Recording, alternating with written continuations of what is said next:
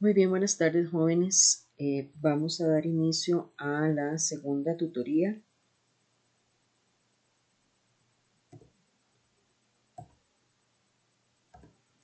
Los contenidos por desarrollar para esta serán el capítulo 2, la primera mitad del siglo XX, de la vanguardia y asuntos autóctonos a lo real maravilloso.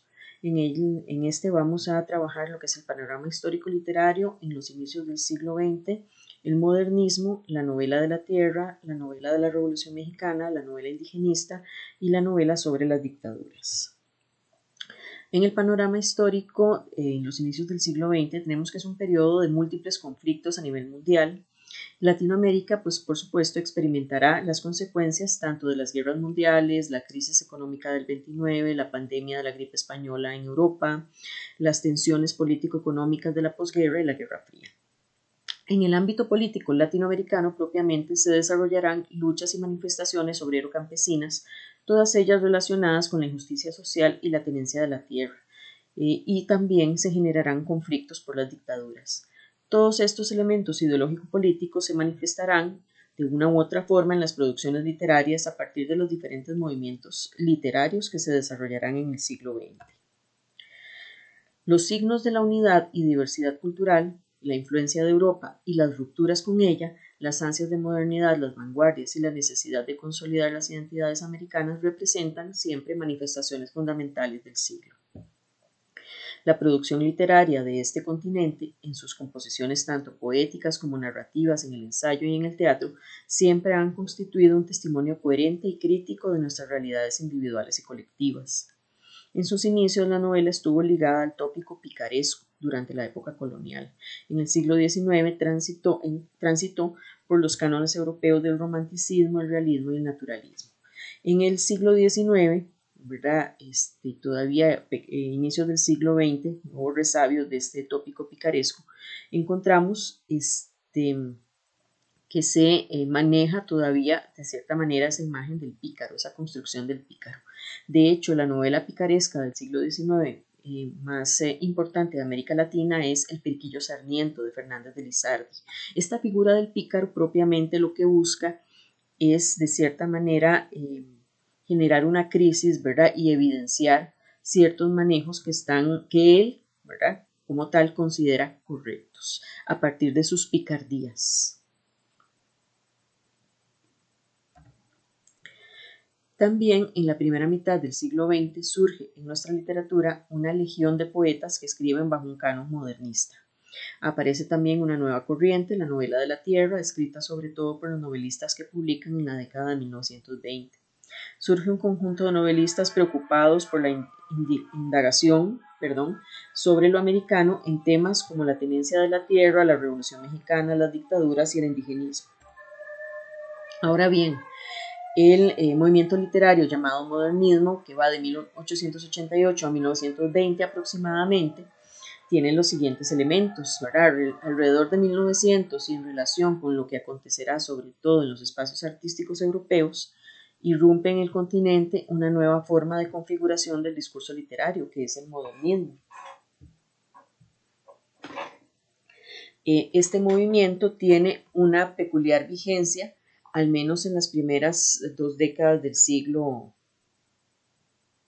eh, perdón, en las primeras dos décadas del siglo XX. También manifiesta aires de modernidad y de ruptura con la literatura decimonónica, ¿verdad? Y esos son los ejes que caracterizan esta tendencia. Normalmente pues se da esta ruptura con la literatura decimonónica porque ya se considera que esos son esquemas que han sido superados, ¿verdad? Y por eso hay que renovarlos. Trata también de renovar las instituciones y las ciudades, valorar el arte y los espacios artísticos, así como la educación y el desarrollo. Luego tenemos la renovación formal, la defensa del humanismo y el cosmopolitismo. Desde 1888 y en las primeras dos décadas del siglo XX, el impacto de una nueva corriente denominada modernismo incide en todo el acontecer de Hispanoamérica y de otras latitudes. Surge como una crítica contra el utilitarismo y el pragmatismo, es decir, contra esa necesidad de estar en función siempre de lo que es útil y de lo que es pragmático. También manifiesta un afán de dotar al texto de cierto cosmopolitismo y de crear por medio de las imágenes una condición en la que se privilegia el exotismo y una visión hedonista, sensual del mundo. Es decir, este cosmopolitismo nos referimos precisamente a transgredir, ¿verdad? O trascender, perdón, trascender fronteras, ir más allá de lo que está establecido, ¿verdad? Y construir lo exótico. Vean que si en algún momento América fue construida como exótica por la mirada del conquistador que desconocía este territorio, posteriormente en esta manifestación de la literatura modernista en América Latina, habrá autores como Rubén Darío que exotice Oriente, ¿verdad? Que lo convierta en un espacio exótico a partir de su literatura. Y también pues se privilegia esta visión hedonista, ¿verdad? Esta visión inclinada al placer, al goce, al disfrute de lo sensual y del mundo, ¿verdad? El signo más representativo del modernismo en la primera mitad del siglo XX es el sincretismo, es decir, esa unión entre elementos diferentes, de la cual ya habíamos conversado en la primera tutoría.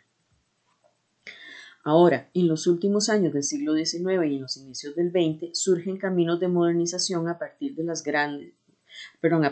ganancias del sector agroexportador, es decir, este sector va a generar la riqueza para que se modernice, ¿verdad? Se genere una nueva estructura.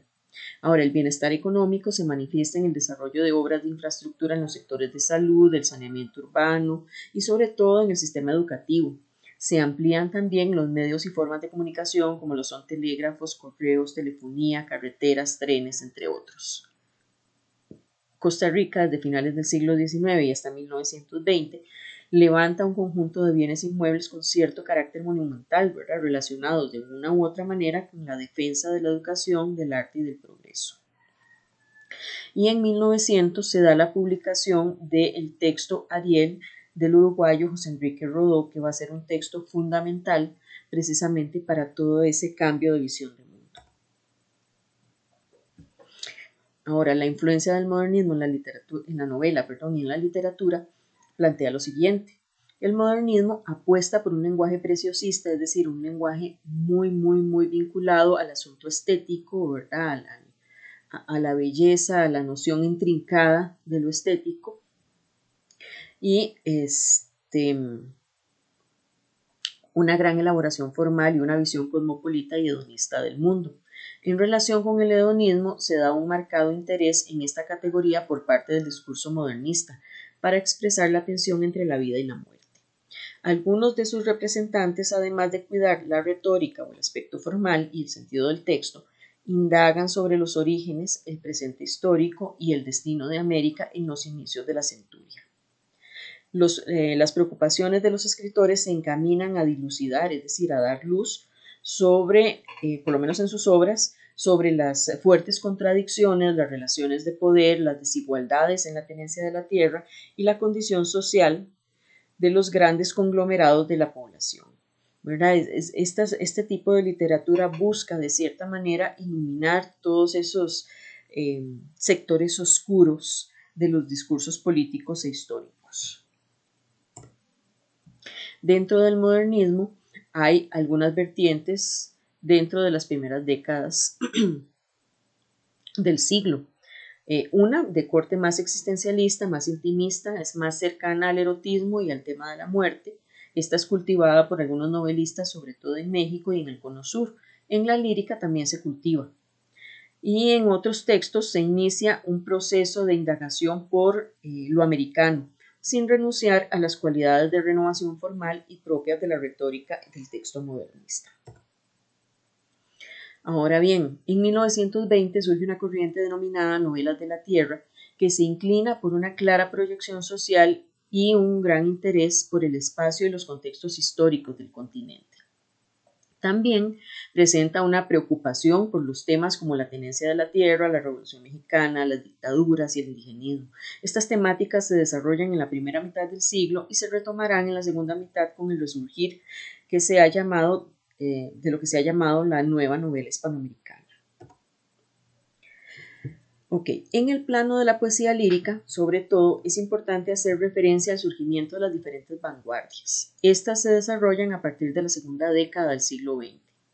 Entre los poetas más representativos se puede citar a Vicente Huidobro, César Vallejo, Pablo Neruda, Alfonsín Storni, Jorge Luis Borges, Max Jiménez, Nicolás Guillén, Nicanor Parra, Octavio Paz, Gabriela Mistral, entre otros. La vanguardia, en la primera mitad del siglo, atraviesa todas las producciones del arte con sus signos de ruptura y creatividad en relación con las fórmulas artísticas que los precedieron. Es decir, se manifiesta en todo tipo de manifestación artística. Okay.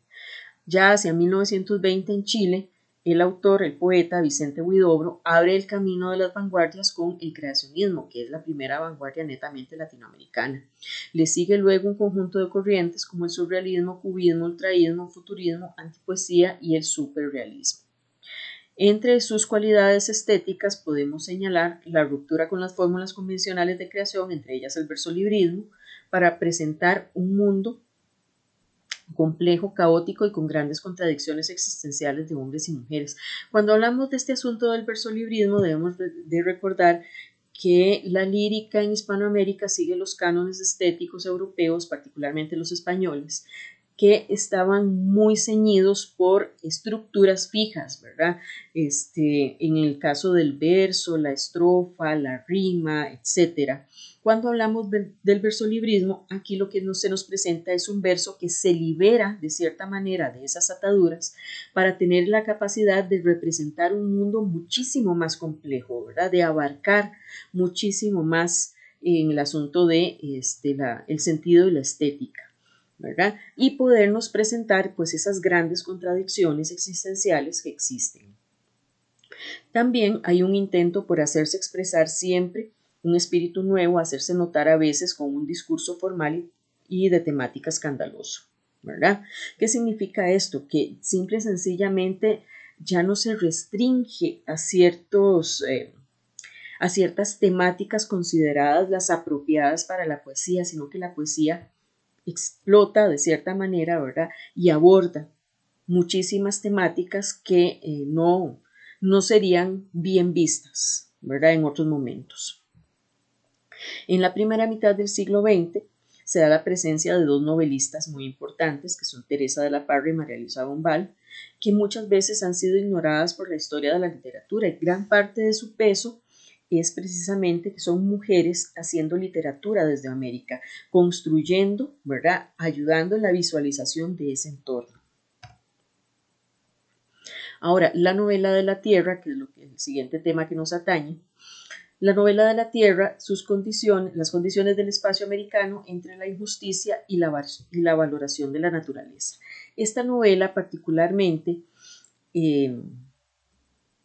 se desarrolla, ¿verdad?, la narrativa en el espacio que ocupa un lugar prioritario y protagonista.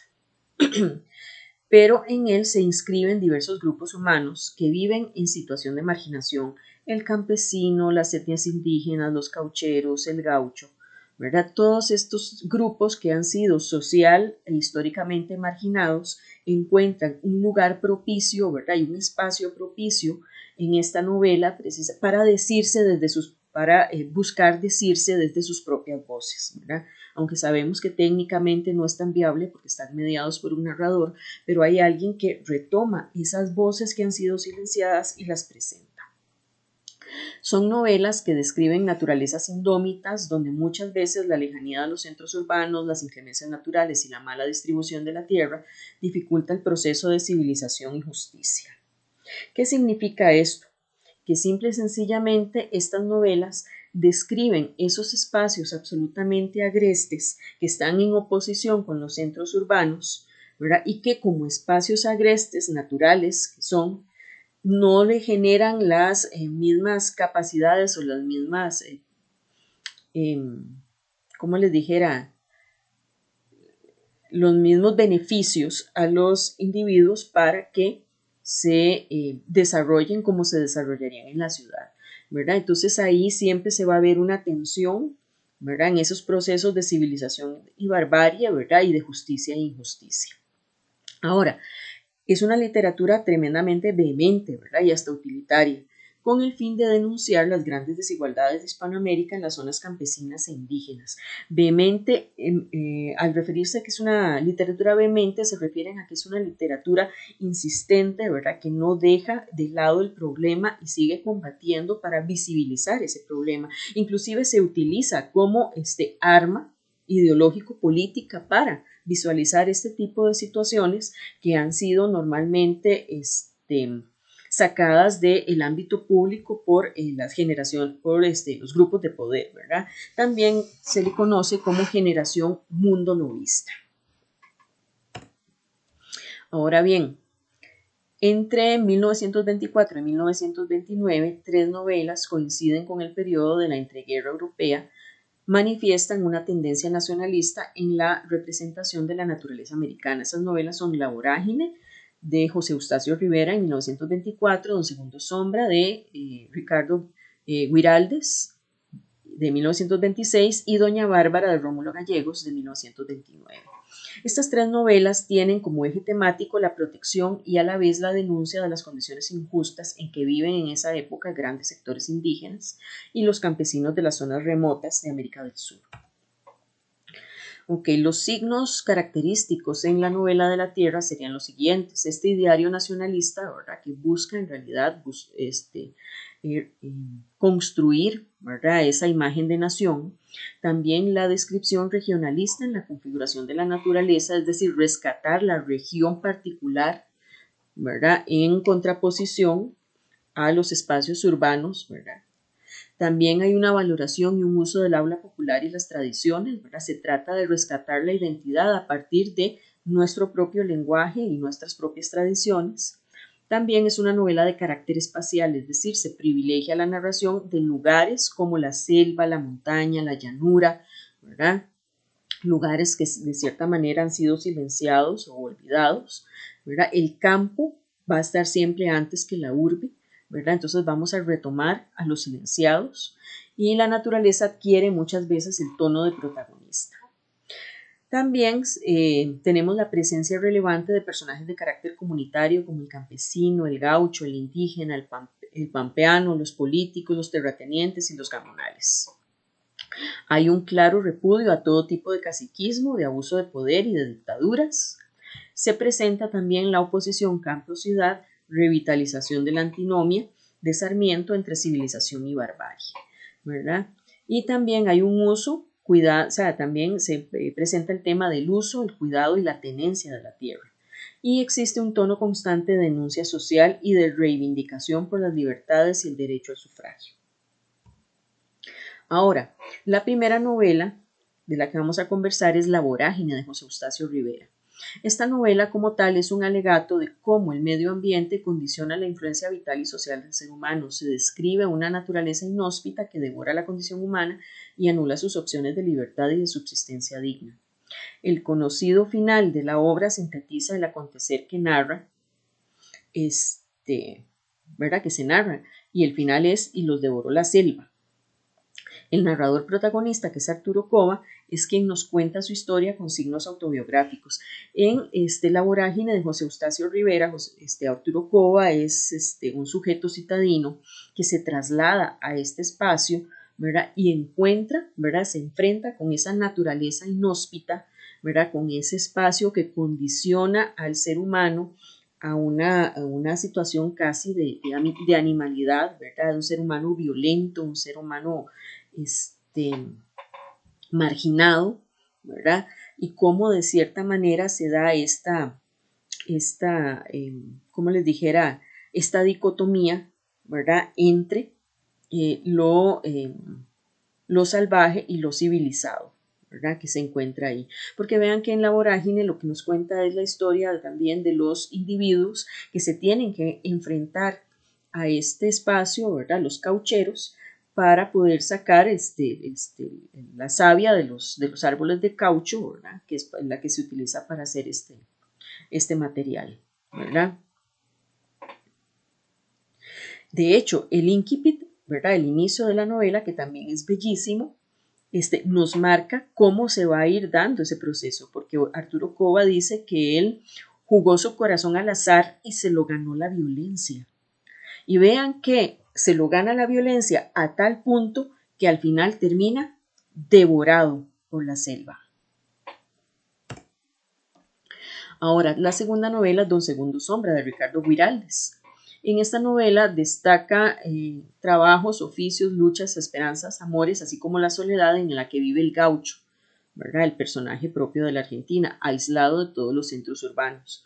Utiliza constantemente la metáfora en la construcción del mundo que narra, asimismo en el diálogo de los paisanos, personajes esenciales de la obra, acude al habla popular con la que se comunica el gaucho en su mundo cotidiano, y esta figura de Don Segundo Sombra, del gaucho, ¿verdad?, simboliza precisamente la lucha y la valentía del mundo gauchesco por recordar y defender la dignidad de su libertad, es decir, por no dejarse destruir, ¿verdad?, o olvidar. Por último tenemos Doña Bárbara de Rómulo Gallegos, una novela simple y sencillamente excepcional. En esta novela se plantea a través de toda la historia la presencia de un conjunto de dualidades que tienen que ver con las dicotomías campo-ciudad, barbarie-civilización, espíritu-materia, ¿verdad? La crítica no es propiamente a la selva, a la montaña o a la pampa, sino a los actores de dichos ámbitos, usualmente el patrón, el terrateniente o el personaje que ostenta el poder, en este caso Doña Bárbara. Hay una denuncia del latifundismo y a su vez un notorio impulso para que las sociedades adquieran signos de modernidad que las conduzcan al progreso. De hecho, vean que desde el díptico de lectura que tenemos en el título, Doña Bárbara, ¿verdad?, se nos va marcando que es una novela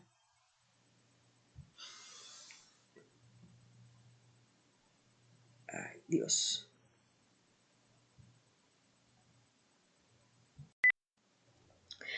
Perdón, les decía, vean que en esta primera parte lo que se nos plantea, ¿verdad?, desde el título del texto, desde Doña Bárbara, que es un díptico de lectura, es precisamente la existencia de la barbarie. Es más, si lo vemos en los nombres de los dos personajes, ¿verdad?, Doña Bárbara y de Santos Luzardo. Santos Luzardo como el que lleva la luz entendida como la civilización, como el espíritu de progreso, ¿verdad? Entonces vean que en esta novela se da esa dicotomía entre el campo y la ciudad, la civilización y la barbarie, y el espíritu y la materia, a partir incluso de sus mismos personajes. De hecho, Santos Luzardo viene de la ciudad, ¿verdad?, a ver la herencia, porque él lo que va es a arreglar los asuntos para poder vender esa hacienda que tiene, ¿verdad?, y termina civilizando ese espacio, ¿verdad?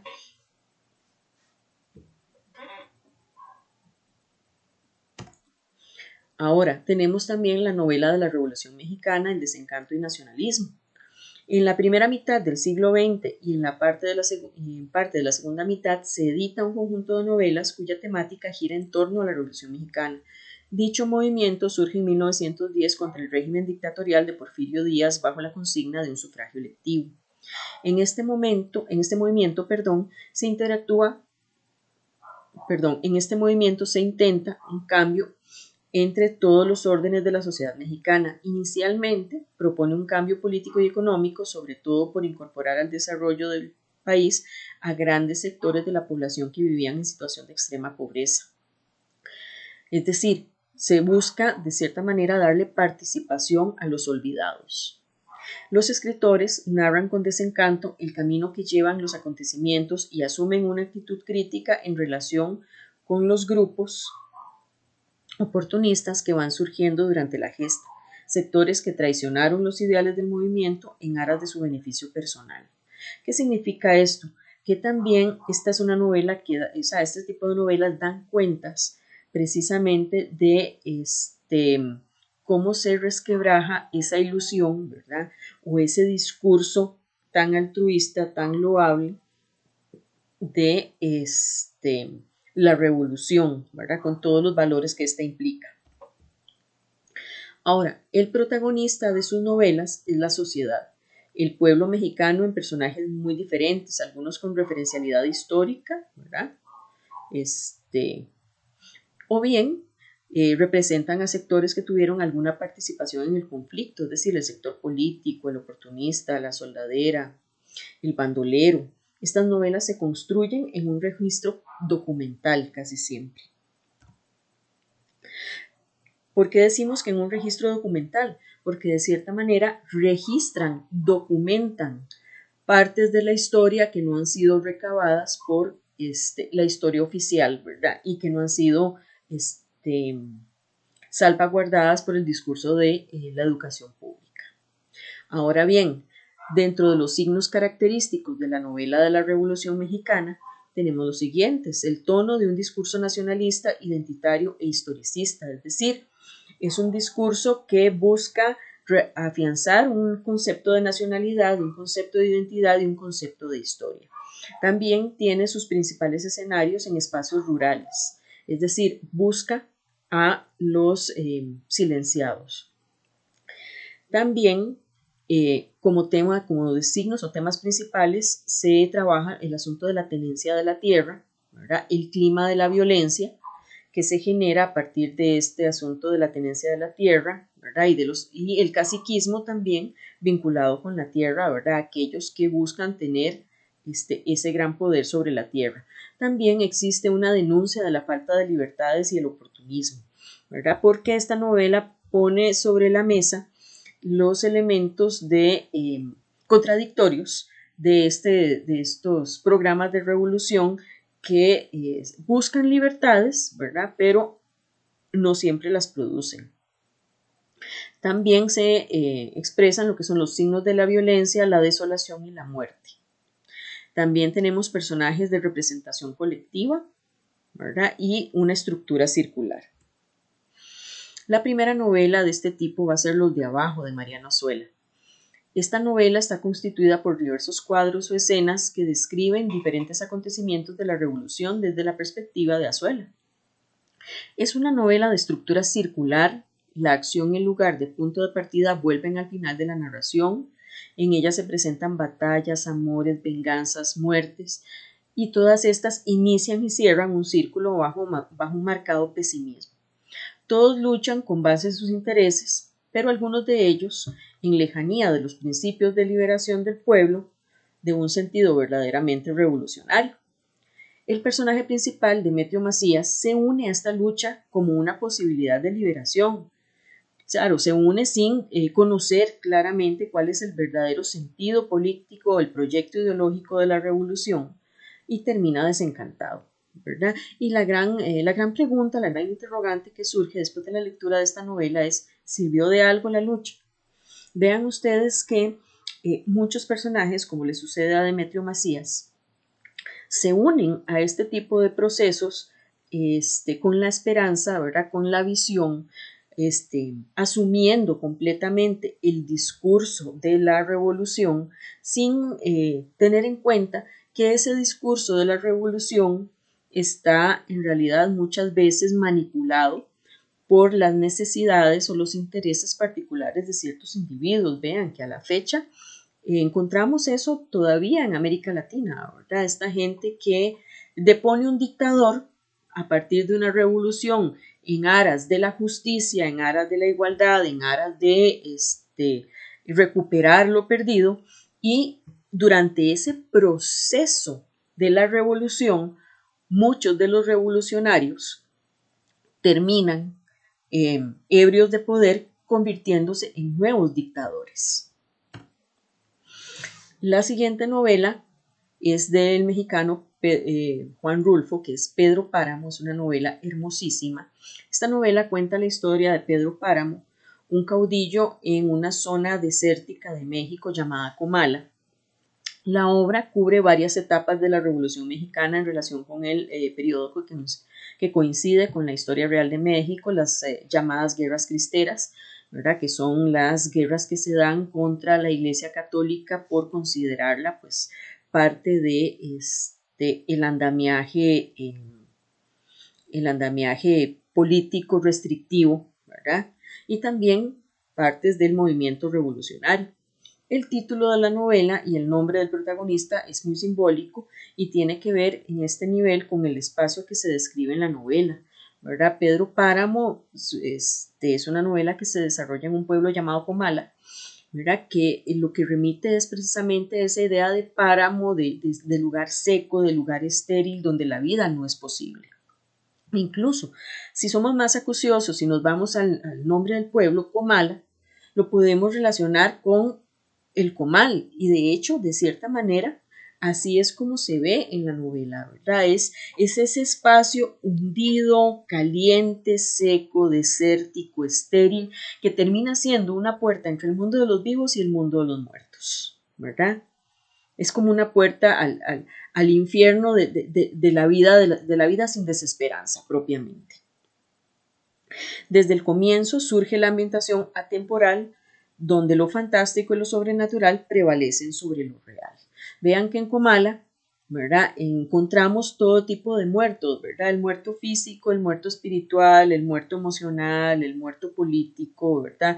La muerta a la razón, que es el personaje de Susana San Juan, que es un personaje hermosísimo, ¿verdad? Entonces ampliamente recomendada para que la lean. Luego seguimos con lo que es la novela indigenista de la legitimación de las cosmovisiones indígenas a la mirada de la conquista desde el siglo XX. En la primera mitad del siglo XX, muchos escritores apuestan por contar historias de reivindicación de las etnias aborígenes y de describir sus vivencias y su concepción del mundo. Existe un vínculo entre el sistema narrativo de la novela indigenista y las crónicas coloniales.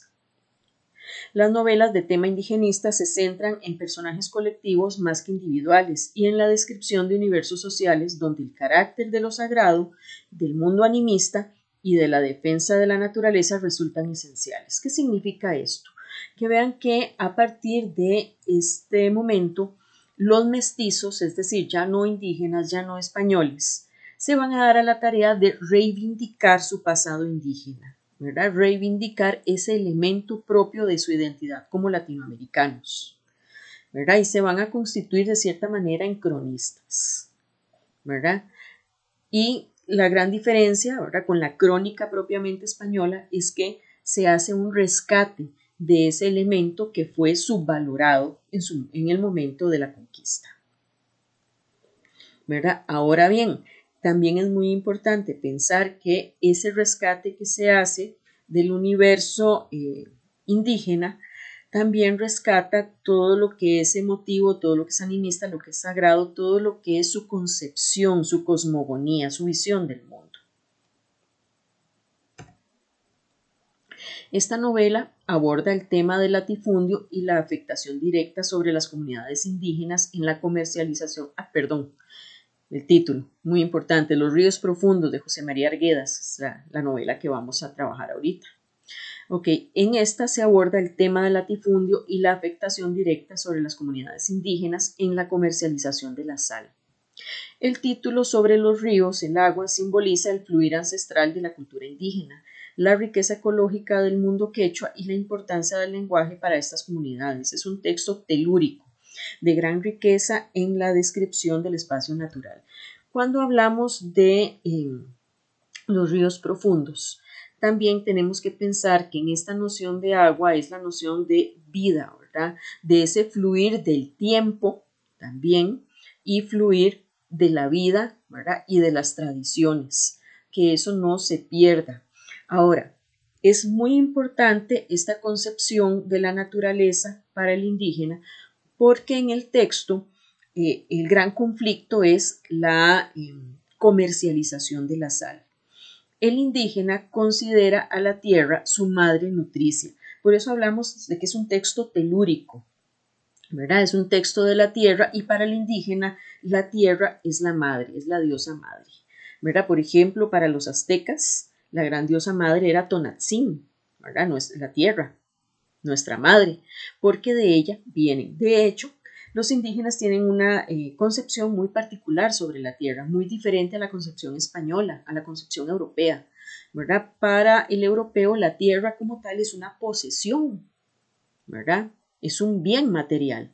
Para el indígena no, la tierra es la madre. Vean que para ellos, para el indígena resulta sumamente extraño pensar en la tierra como una posesión porque lo que ellos dicen es que donde quiera que usted se muere, pues lo tienen que enterrar, ¿verdad? O sea, entonces es decir, la tierra no le pertenece a usted, es usted, individuo, el que pertenece a la tierra, porque sale de ella y regresa a ella, ¿verdad? Así se muere usted en el mar, debajo del mar, ¿qué hay en el fondo? Tierra, ¿verdad? Entonces, esa es la percepción que tiene el indígena, muy diferente en realidad a la percepción que tiene el europeo, ¿verdad? La siguiente novela es Hombres de Maíz, de Miguel Ángel Asturias. Esta novela se fundamenta en el Popol Vuh, texto que ya habíamos comentado en la tutoría anterior, ¿verdad? Y también, pues, se relaciona con lo que es la problemática de la conquista y el caciquismo. La obra está constituida por 6 historias o leyendas heterogéneas que dan cuerpo a la estructura de la novela, cuya temática gira en torno a la importancia del maíz para el pueblo maya. Es un texto que intenta reproducir el mundo maya desde la perspectiva mítico-simbólica. Es un relato intemporal donde los rituales del mundo maya dominan toda la descripción. Y un aspecto también muy importante es que la mujer a lo largo de la narración adquiere un matiz simbólico. Es muy importante esta novela de los hombres de maíz porque también en realidad la problemática se da cuando se quiere comercializar, ¿verdad? Para comercializar el maíz, es decir, para la óptica indígena se desvaloriza el maíz y se lo convierte en un mero objeto de intercambio, un mero bien material. Porque dentro de la cosmogonía maya, el hombre que logra surgir y que es el que puebla América Latina es hecho por el gran Dios a partir del maíz. Por eso es hombres de maíz, ¿verdad? Porque primero el Dios prueba con arcilla, prueba con barro, prueba con un montón de materiales. ¿Y cuál es el hombre que logra subsistir y que logra enraizarse en América? El hombre de maíz. Entonces el maíz tiene un valor fundamental. La vida política, la vida religiosa, la vida familiar y comercial, toda gira en torno al maíz, como para que el maíz termine degradándose a ser un mero producto comercial. Luego tenemos El arpa y la sombra de Alejo Carpentier, ¿verdad? Esta novela constituye un juicio a la figura del navegante en relación con la llegada a este continente poblado por diversas etnias indígenas. Al navegante nos referimos a Cristóbal Colón. El arpa y la sombra está constituida por 3 partes. La primera, que se titula El arpa, en la cual se habla sobre los intentos de canonizar a Colón, ¿verdad? Más que nada, pues por motivos político-económicos, ¿verdad? Que por motivos religiosos. Luego está la segunda parte, que es tal vez la más interesante, que se llama La mano, se titula La mano, y esta parte es en la que se nos muestra a un Colón muchísimo más humanizado, ¿verdad? A un Colón que asume, ¿verdad? Que reconoce sus hierros, que reconoce sus virtudes, que reconoce las dificultades, ¿verdad? De cierta manera nos presenta a un Colón ser humano y no a esa figura heroica que descubre América. Y la tercera parte, que es la sombra, esta nos presenta a ese Colón sombra, ¿verdad? A ese Colón en los momentos de la muerte donde su figura se difumina. El arpa y la sombra es técnicamente una antítesis de muchos textos históricos en los que se le rinde pleitesía y admiración a la figura de Cristóbal Colón, ¿verdad? Técnicamente el arpa y la sombra de cierta manera nos presenta una visión muchísimo más humana de la figura histórica que ha sido construida desde diferentes miradas, ya sea como santo o como héroe, ¿verdad? Lo mismo va a suceder posteriormente con García Márquez y El general en su laberinto, ¿verdad? Pero vean que estos textos lo que hacen es, de cierta manera, darnos otra mirada de la historia, ¿verdad? Y darnos y buscar, de cierta manera, presentarnos a el personaje histórico desde lo humano. La novela es la descripción de un Colón con contradicciones y virtudes, un ser humano deseoso por mejorar su condición social y económica, como muchos de los que emprendieron ese asombroso viaje. Ahora tenemos las novelas sobre la dictadura, la negación de la libertad y los derechos humanos. El tema de la dictadura en Hispanoamérica produjo destacadísimas obras narrativas durante el siglo XX. Estos textos representan una denuncia hacia las distintas tiranías que se presentaron durante todo el siglo de forma lamentable, con sus implicaciones de opresión, terror, de violación de los derechos humanos. También describen en la mayoría de los casos, con ironía y carácter satírico, el ejercicio del poder y la intolerancia y el irrespeto al derecho humano de vivir libremente. Signos característicos de esta novelística sobre el tema de la dictadura tenemos las libertades individuales y el derecho al sufragio, el espacio urbano, la praxis del poder en beneficio propio, la tiranía y la represión, la violencia y la muerte, la negación de los derechos humanos, el intervencionismo y el clima de terror y pesadumbre. Una de estas novelas es El señor presidente de Miguel Ángel Asturias, ¿verdad? Ganador de Premio Nobel de Literatura. Y en esta lo que se nos presenta es la figura del tirano, ¿verdad? Las condiciones de opresión en el espacio al que se hace referencia, y la sensación de terror, el crimen como una praxis de poder, ¿verdad? Y la inmunidad de los grupos militares afines a la dictadura. Vean ustedes que en este tipo de novelas se nos presentan todos estos manejos corruptos, todos estos exabruptos, ¿verdad? Y hay una crítica social muy fuerte precisamente a cómo esos ejercicios de poder desmedidos, ¿verdad? En su violencia y en su irracionalidad quedan impunes. ¿Por qué? Porque la ley no logra alcanzar a esos grupos militares afines a la dictadura ni a esos dictadores, ¿verdad? En el relato también se cuenta la historia de un país que vive un ambiente de asfixia completa, ¿verdad? Y que necesita un cambio. Un país que se está hundiendo porque simple y sencillamente no se le permite respirar, porque no se le permite decir y no se le permite pensar. Se describe también este espacio como la metáfora de una enorme prisión, ¿verdad? Donde todo aparece controlado por la figura del señor presidente, quien todo lo ve y todo lo sabe. Y vean que esta prisión va más allá de el encarcelamiento físico, ¿verdad? Es una prisión espiritual y emocional, ¿verdad? Simple y sencillamente el ser humano está aprisionado y no es capaz de decir ni obrar de una manera que resulte contraria al régimen o que se pueda interpretar como contraria a ese régimen, porque entonces sí está en peligro su vida, ¿verdad? Y este señor presidente es un aparato de control tremendo que todo lo ve y todo lo sabe a partir de sus esbirros y a partir también de la gente atemorizada, ¿verdad? Que habla con tal de preservar su vida. Pareciera, ¿verdad?, en la novela que la dictadura no tendrá fin, ¿verdad? Y que la libertad es una especie de quimera, ¿verdad? Un sueño completamente difícil de alcanzar, ¿verdad? Porque se presenta en realidad como una situación que se perpetúa en el tiempo y que no existe una salida viable para poder salir, valga la redundancia, de ese encierro.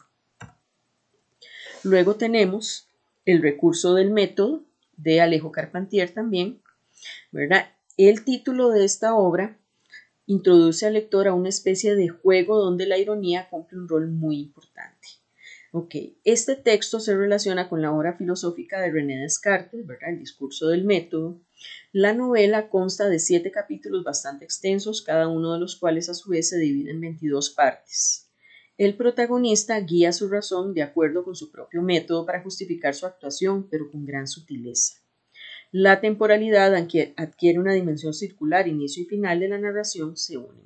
Cuando hablamos del recurso del método, vemos aquí cómo hay un manejo intertextual, de cierta manera, con la obra de Descartes.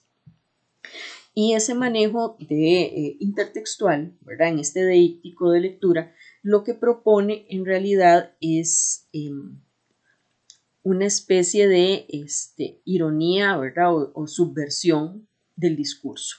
¿Por qué?